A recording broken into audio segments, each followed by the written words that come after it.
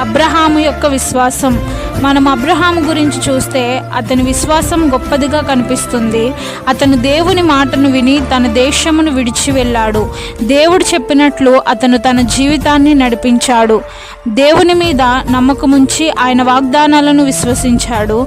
అతని విశ్వాసం వల్ల దేవుడు అతని ఆశీర్వదించి అతని సంతానము అనేకమైంది. అబ్రహాము దేవుని మాటకు పూర్తిగా విధేయత చూపించాడు. అందుకే దేవుని ఆశీర్వాదములు అతని జీవితాన్ని నింపాయి. ఈరోజు మనల్ని మనమే అడగాలి, మనము దేవుని యందు అంతే విధేయత చూపిస్తున్నామా, లేకపోతే ఆలస్యం ఎందుకు? ఈరోజే దేవునికి దగ్గరయ్యే రోజు కావచ్చు.